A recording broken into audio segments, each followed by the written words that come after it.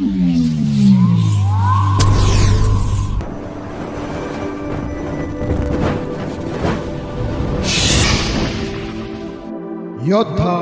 News channel.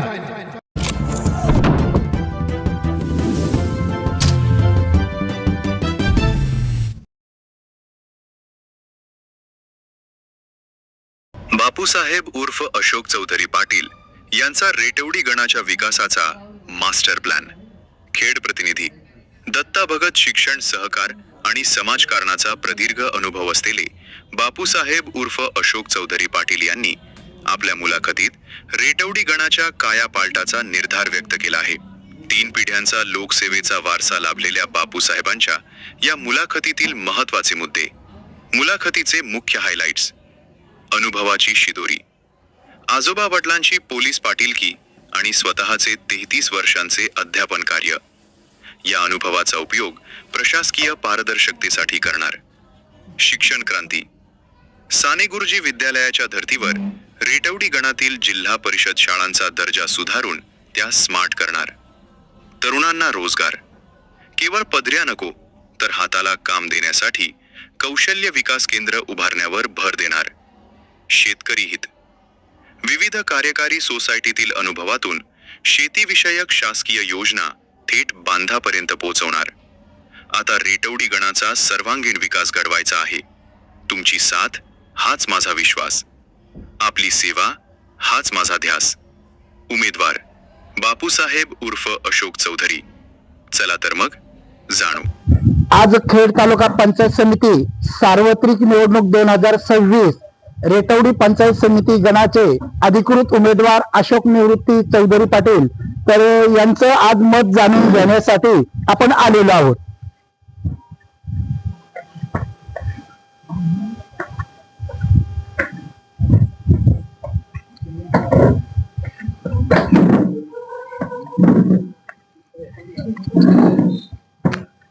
तर साहेब नमस्कार।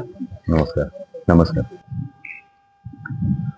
तर शैक्षणिक क्षेत्रामध्ये ज्यांचं खेड तालुक्यात जे नावलौकिक आहे असे अशोक उर्फ बापूसाहेब चौधरी पाटील, तर आपण या शैक्षणिक क्षेत्रामध्ये खूप नाव आहे, तर तुम्ही काय असं विशेष केलंय का या आपल्या खरपुडी बुद्रुक मध्ये? मी 33 वर्ष हुतात्मा राजगुरू महाविद्यालयामध्ये प्राध्यापक म्हणून ज्ञानदानाचं काम अतिशय प्रामाणिकपणे केलेलं आहे आणि ज्या क्षेत्रामध्ये आपला अनुभव आहे त्या क्षेत्रामध्ये आपल्या गावासाठी, संपूर्ण समाजासाठी काम केलं पाहिजे या मताचा मी आहे। आणि म्हणूनच 1990 मध्ये स्वामी विवेकानंद शिक्षण प्रसारक मंडळ ही संस्थापक अध्यक्ष या नात्यानं मी या ठिकाणी स्थापन केली आणि साने गुरुजी विद्यालय या संस्थेच्या माध्यमातून सुरू केलं आणि आज तागायत अनेक विद्यार्थी ज्ञान घेण्याचं काम या विद्यालयाच्या माध्यमातून करतात, त्याचा मला आनंद आहे। तर तुम्ही सांगितलं ही शैक्षणिक संस्था काढली आणि याच्यातनं अनेक विद्यार्थी घडलेत, असे काय आहेत का या तुमच्या शाळेतले विद्यार्थी असं उच्च पातळीवर गेले असे एखादी 2 काही नावं तुम्हाला सांगता येतील का? पोलीस खात्यामध्ये, महसूल खात्यामध्ये आणि सर्वच खात्यामध्ये अनेक विद्यार्थी आहेत। त्याचा एक विद्यार्थ्याचा जर नामोल्लेख केला तर बाकीच्यांवरती परिणाम होईल, त्याचा परिणाम होऊ नये, त्याच्यामुळे मी सर्वसाधारणपणे सर्वच अनेक विद्यार्थी घडलेले आहेत एवढं सांग। तर अनेक विद्यार्थी घडलेले आहेत। आता तुम्ही या प्रचार दौऱ्याच्या निमित्तानं तुम्ही या आपल्या गणामध्ये खूप फिरलेले आहेत, तर तुम्हाला अनेक समस्या जाणवलेल्या असतील, तर त्यासाठी तुम्ही काय करणार आहात? समाजाला अनेक समस्या आहेत याची जाण मला आहे। माझ्या परिवाराचा 1 मिनिट मी या ठिकाणी जर सांगण्याचा प्रयत्न केला, माझे आजोबा तुकाराम पाटील ज्यांनी पाटीलकीच्या माध्यमातून सर्वसामान्य माणसाला न्याय दिला, माझे चुलते ज्ञानेश्वर तुकाराम चौधरी पाटील यांनी देखील पाटीलकीच्या माध्यमातून गावचे सर्व प्रश्न गाव पातळीवरती कसे सुटतील असा प्रयत्न या ठिकाणी झाला। माझे वडील निवृत्ती तुकाराम चौधरी पाटील ग्रामपंचायत आणि सोसायटी आणि खेड तालुक्याच्या खरेदी विक्री संघाच्या माध्यमातून सर्वसामान्यांना साथ देण्याचं काम, सर्वसामान्य माणसांचे प्रश्न सोडवण्याचं काम वडिलांनी देखील या ठिकाणी केलं आणि ते बाळकडू मला आहे आणि मग आम्ही सर्वच भावंड शिक्षण क्षेत्रामध्ये प्राध्यापक म्हणून त्या ठिकाणी काम करतोय, एक पवित्र क्षेत्रामध्ये काम करतो. आणि म्हणून राजकारणामध्ये सुद्धा अशाच पद्धतीनं पवित्र मनानं आणि प्रामाणिकपणानं जनतेची सेवा करायची, एवढाच माझा प्रामाणिक हेतू आहे. तर साहेबांनी सांगितलेलं आहे एक जनतेची सेवा करायची प्रामाणिकपणे. मग साहेब, आता ज्या आपल्या या गणामध्ये महिला वगैरे भरपूर आहेत, पुरुष आहेत, तर महिलांसाठी काय तुम्ही असे आरोग्य शिबिर किंवा असे वेगवेगळे काय असे उपक्रम राबवलेत का? महिलांच्या संदर्भात माझ्या मनामध्ये अनेक जे महिलांना प्रश्न येतात ते सर्व त्याची जाण मला आहे. आणि म्हणून महिलांचं सबलीकरण कसं होईल, महिलांचे अनेक बचत गट आहेत, महिला मंडळ आहेत, त्यांना या पंचायत समितीच्या मला जेव्हा संधी मिळेल तेव्हा पंचायत समितीच्या योजना महिलांपर्यंत तळागाळापर्यंत कशा पोहोचवता येतील तो माझा प्रामाणिक प्रयत्न असणार. महिलांच्या सर्व बचत गट आणि बाकीच्या मंडळांना सुद्धा त्या ठिकाणी ताकद देऊन महिला सक्षम कशा होतील हा प्रयत्न माझा निश्चित राहणार आहे. तर तसंच आपल्या या गणामध्ये शेती भरपूर आहे साहेब, बरोबर? तर या शेतकरी वर्गांसाठी तुमचं काय असं म्हणजे काही असं तुम्ही ध्येय बांधणार की नाही का, असं शेतकऱ्यांसाठी टेक्नॉलॉजी संदर्भात, त्या संदर्भात आपलं मत मान. आता नवीन शेतीमध्ये अनेक तंत्रज्ञान येऊ घातलेले आणि ते तंत्रज्ञान शेतकऱ्यापर्यंत पोहोचवलं तर निश्चितपणे उद्याच्या काळामध्ये शेतकरी हा सक्षम होईल.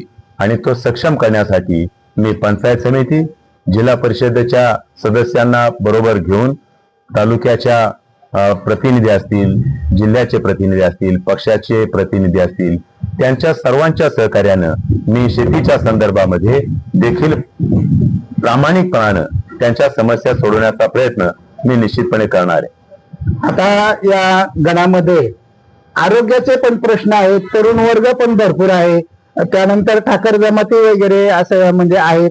तर ह्या तरुण वर्गासाठी तुम्ही काहीतरी विजन करणार की नाही? माझ्या रेटवडी गणामध्ये आदिवासी वस्त्या भरपूर आहेत आणि त्या आदिवासी वस्त्यांचे प्रश्न सुद्धा, मग पाणी असेल, रस्ते असतील, वीज असेल, असे जे काही प्रश्न आहेत, त्यांच्या मुलांचं शिक्षण असेल, त्याच्यामध्ये मी लक्ष घालणार आहे. आणि शिक्षणाच्या माध्यमातून ज्या ज्या अडचणी आहेत, आता वाड्या वस्त्या अनेक आहेत, त्यांना शाळेपर्यंत कसं सोयीस्कररित्या पोहोचवता येईल तोही विचार माझ्या डोळ्यासमोर आहे. त्यासाठी सुद्धा माझे प्रयत्न निश्चितपणे राहणार आहेत. आता आपल्या या गणामध्ये रोजगारीचा खूप प्रश्न आहे, कारण यामध्ये आदिवासी भाग पण आहे. तर या रोजगारासंदर्भात आपलं काय मत आहे? तालुक्यामध्ये आणि आपल्या या परिसरामध्ये MIDC आलेले आहेत, अनेक कंपन्या इथे स्थापन झालेल्या आहेत. आणि म्हणून या कंपन्यांच्या दृष्टीनं मी आपल्या या गणातील असणारा तरुण ज्यांना रोजगाराची अपेक्षा आहे, त्या रोजगाराच्या संदर्भामध्ये त्यांना कशा त्यांच्या समस्या रोजगाराच्या सोडवता येतील आणि त्यांना नोकरीचा व्यवसाय किंवा नोकरी असेल, व्यवसाय असेल, त्यामध्ये सहकार्य करण्याची भूमिका मी माझ्या कामामध्ये ठेवणार आहे. त्यासाठी तुम्ही आता ही जी सेज आहे वरती चाकण परिसर जवळ आहे, इथं आहे भरपूर MIDC आहेत, तर त्यासाठी तुम्ही कशा पद्धतीनं या मुलांना म्हणजे तुम्ही मार्गदर्शन करणार?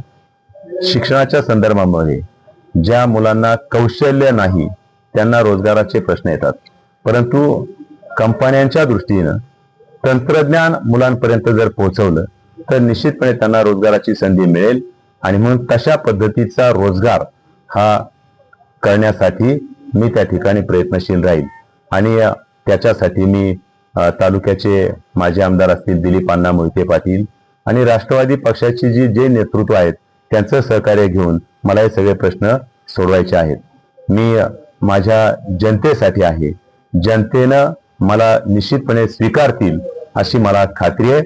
माझी जनता माझ्याच पाठीशी या निवडणुकीमध्ये राहील हे मला प्रामाणिकपणे या ठिकाणी वाटतं. माझा विजय या रेटवडी गणामध्ये राष्ट्रवादी पक्षाच्या माध्यमातून निश्चितपणे आहे. अजितदादांनी जी मला उमेदवारी दिली आणि त्या आज आपल्या सर्वांमध्ये नाहीत, परंतु त्यांचं कार्यकर्तृत्व संपूर्ण तळागाळातल्या माणसांपर्यंत आहे. आणि अजितदादांचे विचार आणि कामाची पद्धत, प्रामाणिकपणा मला या गणामध्ये राबवायचा आहे. आणि त्याच्यासाठी मला लोक निश्चितपणे ही सेवेची संधी पंचायत समितीच्या माध्यमातून देतील याची मला खात्री आहे. तर साहेबांना संधी मिळणार असं त्यांच्या बोलण्यातनं जाणवतं.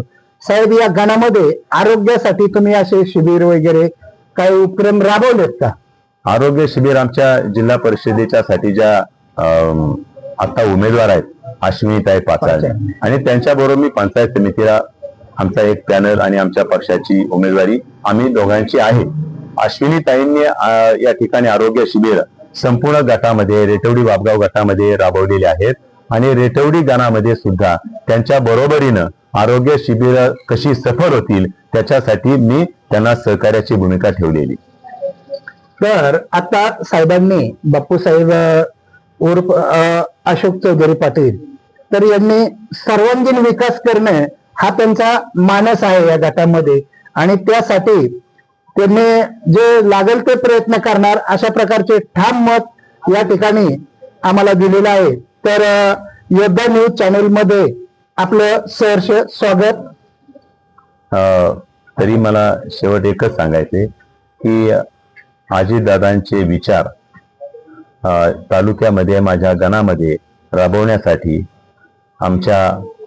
मी असेल रेटवडी गणाची उमेदवारी माझी आहे आणि अश्विनीताई पाचाळणे या जिल्हा परिषदेची उमेदवारी त्यांची आहे.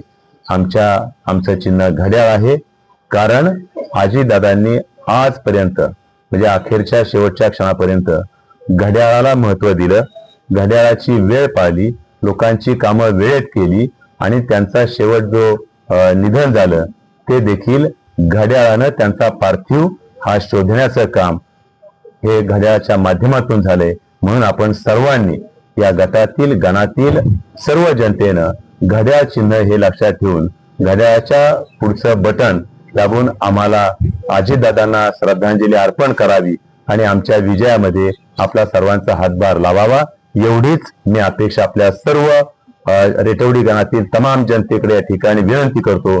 आणि माझ्यावरचा जो विश्वास आपण ठेवाल त्या विश्वासाला मी निश्चितपणे सार्थ होऊन आपल्याला न्याय देण्याचं काम, सेवा करण्याची संधी मी प्रामाणिकपणाने करील एवढीच मी तुम्हाला ग्वाही देतो. माझ्या गणातील सर्व लोक या ठिकाणी आलेले आहेत, त्यांच्या सर्वांच्या वतीनं आपण पहिल्यांदा श्रद्धांजली अर्पण करू. सर्व आमच्या गणातील नागरिक या ठिकाणी उपस्थित झाले. मी उपमुख्यमंत्री, राज्याचे नेते, राष्ट्रवादीचे अध्यक्ष अजितदादा पवार साहेब यांना आमच्या सर्वांच्या वतीनं भावपूर्ण श्रद्धांजली अर्पण करतो. आणि माझ्या पंचायत समिती आणि जिल्हा परिषदेमध्ये मी स्वतः रेटवडी गणामध्ये उभा आहे आणि जिल्हा परिषदच्या वापगाव रेटवडीमध्ये अश्विनीताई पाचाळणे याही उभ्या आहेत. आयुष्यभर घड्याळाची वेळ ज्यांनी पाळली समाजाच्या सेवेसाठी ते अजितदादा आज आपल्या सर्वांमध्ये नाही, परंतु त्यांनी माझी आणि अश्विनीताई पाचाळणे यांची उमेदवारी या गटामध्ये निश्चित केली आणि आमच्या प्रचारासाठी 2 सभा या गटामध्ये त्यांनी दिल्या होत्या. परंतु त्याच्या आदल्या दिवशी अजितदादांचं जाणं झालेलं आहे आणि म्हणून अजितदादांचे विचार, अजितदादांची कार्यपद्धती ही सर्व समाजामध्ये आमच्या माध्यमातून या ठिकाणी समाजाच्या सेवेसाठी आम्ही त्याचं पालन करणार आहोत. आणि म्हणून अजितदादांचं कार्य पुढे नेण्यासाठी आमच्या सर्वांच्या सहकार्यानं मी या ठिकाणी उभा आहे. मला घड्याळाचं चिन्ह मिळालेलं आहे आणि त्या चिन्हाच्या समोर जे बटन आहे ते बटन दाबून सर्वांनीच मला या ठिकाणी या विजयामध्ये हातभार लावावा एवढी विनंती आलेल्या सर्वांकडे मी या ठिकाणी व्यक्त करतो. आणि पुन्हा एकदा अजितदादांना भावपूर्ण आदरांजली श्रद्धांजली वाहतो आणि थांबतो. आणि त्याचबरोबर योद्धा चॅनेलनं माझी जी मुलाखत या ठिकाणी घेतली, त्यांनी जो वेळ दिला त्यांचंही मी सर्वांच्या वतीनं आभार व्यक्त करून थांबतो.